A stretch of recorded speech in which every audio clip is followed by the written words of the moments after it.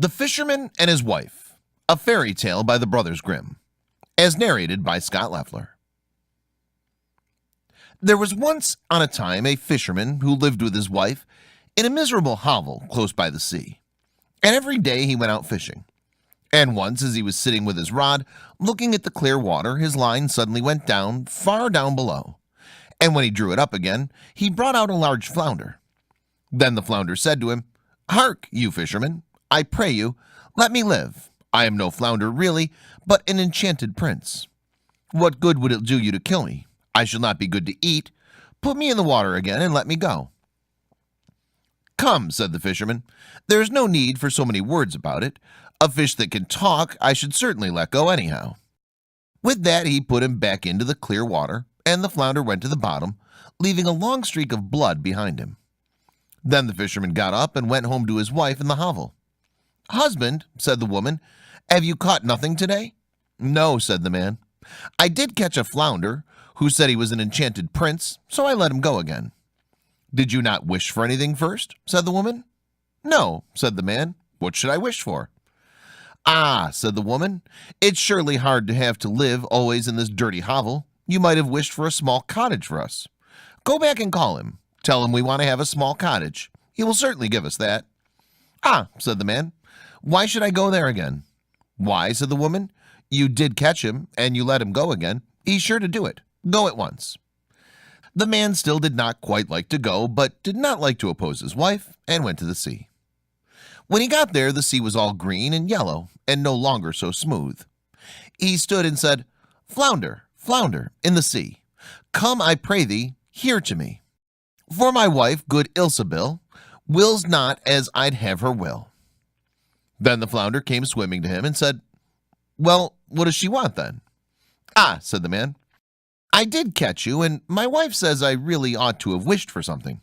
She does not like to live in a wretched hovel any longer, and would like to have a cottage." "Go then," said the flounder, "she has it already." When the man went home, his wife was no longer in the hovel, but instead of it there stood a small cottage, and she was sitting on a bench before the door. Then she took him by the hand and said to him, "Just come inside, look. Now isn't this a great deal better?" So they went in, and there was a small porch, and a pretty little parlor and bedroom, and a kitchen and pantry with the best of furniture, and fitted up with the most beautiful things made of tin and brass, whatsoever was wanted. And behind the cottage there was a small yard with hens and ducks, and a little garden with flowers and fruit. "Look," said the wife, "is not that nice?" "Yes," said the husband, "and so we must always think it. Now we will live quite contented." "We will think about that," said the wife. With that they ate something and went to bed. Everything went well for a week or a fortnight, and then the woman said, "Hark you, husband, this cottage is far too small for us, and the garden and yard are little. The flounder might just as well have given us a larger house. I should like to live in a great stone castle. Go to the flounder and tell him to give us a castle." "Ah, wife," said the man, "the cottage is quite good enough. Why should we live in a castle?" "What?" said the woman. "Just go there. The flounder can always do that." "No, wife," said the man, "the flounder has given us the cottage. I do not like to go back so soon. It might make him angry." "Go," said the woman.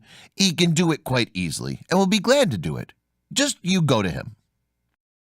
The man's heart grew heavy, and he would not go. He said to himself, "It's not right." And yet he went. And when he came to the sea, the water was quite purple and dark blue, and gray and thick, and no longer so green and yellow. But it was still quiet. And he stood there and said, "Flounder, flounder, in the sea, come, I pray thee, here to me. For my wife, good Ilsabil, wills not as I'd have her will." "Well, what does she want then?" said the flounder.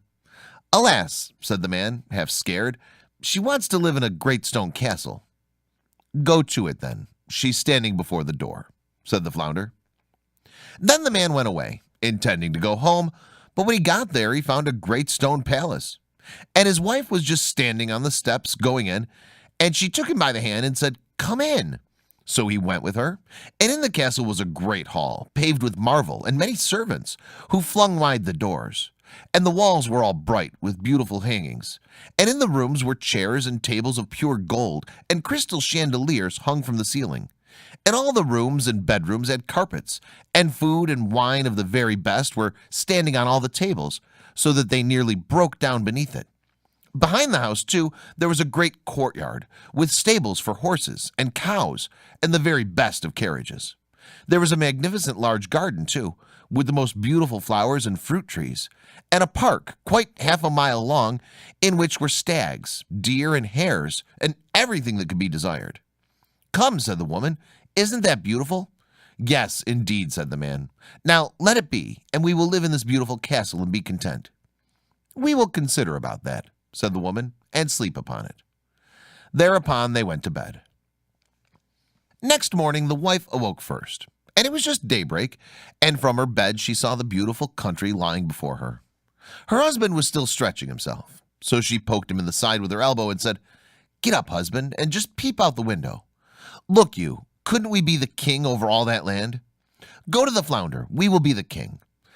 "Ah, wife," said the man, "why should we be king? I do not want to be king." "Well," said the wife, "if you won't be king, I will. Go to the flounder, for I will be king." "Ah, wife," said the man, "why do you want to be king? I do not like to say that to him." "Why not?" said the woman. "Go to him this instant. I must be king."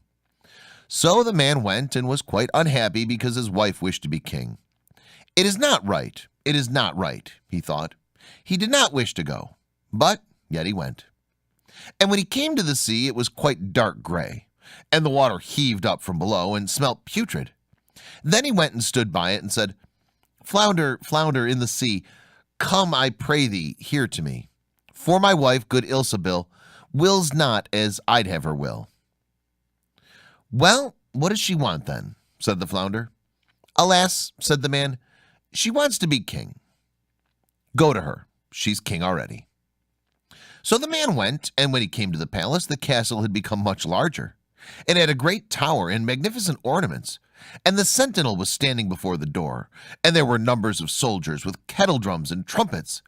And when he went inside the house, everything was real marble and gold, with velvet covers and great golden tassels. Then the doors of the hall were opened, and there was the court in all of its splendor. And his wife was sitting on a high throne of gold and diamonds, with a great crown of gold on her head, and a scepter of pure gold and jewels in her hand. And on both sides of her stood her maids in waiting in a row, each of them always one head shorter than the last.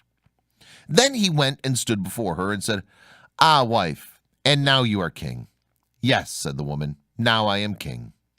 So he stood and looked at her, and when he had looked at her thus for some time, he said, "And now that you are king, let all else be. Now we will wish for nothing more." "Nay, husband," said the woman, quite anxiously, "I find time pass very heavily. I can bear it no longer. Go to the flounder. I am king, but I must be emperor too." "Alas, wife, why do you wish to be emperor?" "Husband," said she, "go to the flounder. I will be emperor." "Alas, wife," said the man, "he cannot make you emperor. I may not say that to the fish. There is only one emperor in the land, and emperor the flounder cannot make you. I assure you he cannot." "What?" said the woman. "I am the king, and you are nothing but my husband. Will you go this moment? Go at once. If he can make a king, he can make an emperor. I will be emperor. Go instantly." So he was forced to go. As the man went, however, he was troubled in mind, and thought to himself, "It will not end well. It will not end well. Emperor is too shameless. The flounder will at last be tired out." With that he reached the sea, and the sea was quite black and thick, and began to boil up from below, so that it threw up bubbles, and such a sharp wind blew over it that it curdled, and the man was afraid. Then he went and stood by it and said, "Flounder, flounder in the sea, come, I pray thee, here to me. For my wife, good Ilsebil, wills not as I'd have her will." "Well, what does she want then?" said the flounder. "Alas, flounder," said he, "my wife wants to be emperor." "Go to her," said the flounder. "She is emperor already." So the man went, and when he got there, the whole palace was made of polished marble, with alabaster figures and golden ornaments, and soldiers were marching before the door, blowing trumpets and beating cymbals and drums. And in the house, barons and counts and dukes were going about as servants. Then they opened the doors to him, which were of pure gold. And when he entered, there sat his wife on a throne, which was made of one piece of gold, and was quite 2 miles high. And she wore a great golden crown that was 3 yards high, and set with diamonds and carbuncles. And in one hand she had the scepter, and in the other the imperial orb, and on both sides of her stood yeomen of the guard in 2 rows, each being smaller than the one before him, from the biggest giant, who was 2 miles high, to the very smallest dwarf, just as big as my little finger. And before it stood a number of princes and dukes. Then the man went and stood among them and said, "Wife, are you emperor now?" "Yes," she said, "now I am emperor." Then he stood and looked at her well, and when he had looked at her and thus for some time, he said, "Ah, wife, be content now that you are emperor." "Husband," said she, "why are you standing there? Now I am emperor, but I will be pope too. Go to the flounder." "Alas, wife," said the man, "what will you not wish for? You cannot be pope. There is but one Christendom. He cannot make you pope." "Husband," said she, "I will be pope. Go immediately. I must be pope this very day." "No, wife," said the man, "I will not say that to him. That would not do. It's too much. The flounder can't make you pope." "Husband," said she, "what nonsense. If he can make me an emperor, he can make a pope. Go to him directly. I am emperor, and you are nothing but my husband. Will you go at once?"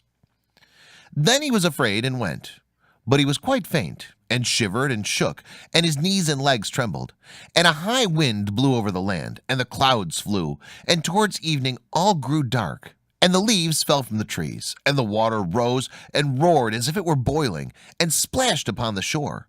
And in the distance he saw ships, which were firing guns in their sore need, pitching and tossing on the waves.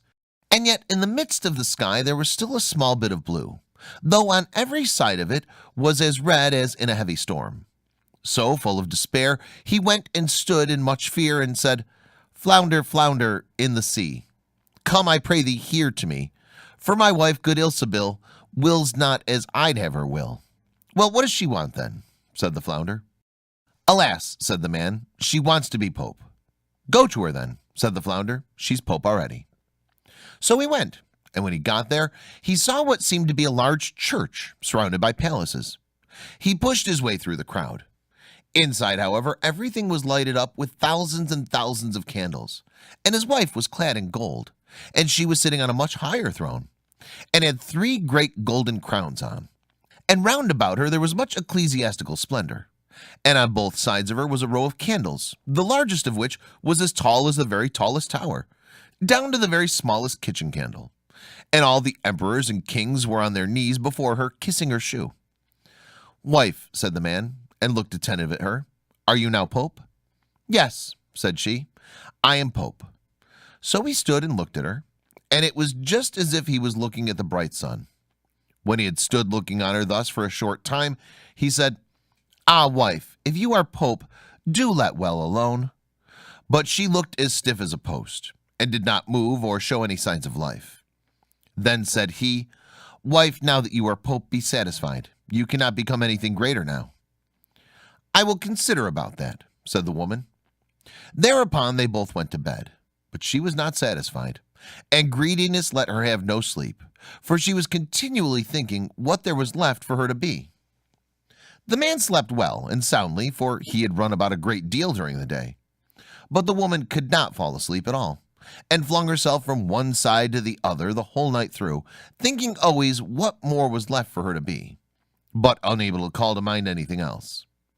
At length the sun began to rise, and when the woman saw the red of dawn, she sat up in bed and looked at it.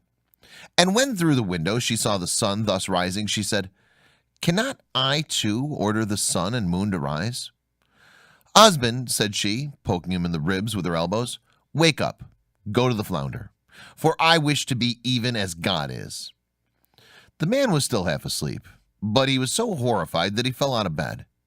He thought he must have heard amiss, and rubbed his eyes and said, "Alas, wife, what are you saying?" "Husband," said she, "if I can't order the sun and moon to rise, and have to look on and see the sun and moon rising, I can't bear it. I shall not know what it is to have another happy hour unless I can make them rise myself." Then she looked at him so terribly that a shudder ran over him, and said, "Go at once. I wish to be like unto God." "Alas, wife," said the man, falling on his knees before her, "the flounder cannot do that. He can make an emperor and a pope. I beseech you, go on as you are and be pope." Then she fell into a rage, and her hair flew wildly about her head, and she cried, "I will not endure this. I'll not bear it any longer. Wilt thou go?" Then he put on his trousers and ran away like a madman. But outside a great storm was raging, and blowing so hard that he could scarcely keep his feet.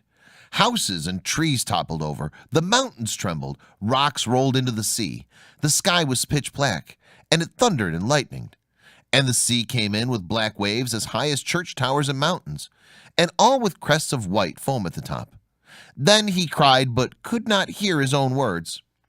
"Flounder, flounder in the sea, come I pray thee here to me. For my wife, good Ilsebil, wills not as I'd have her will." "Well, what does she want then?" said the flounder. "Alas," he said, "she wants to be like unto God. Go to her, and you will find her back again in the dirty hovel." And there they are living at this very time.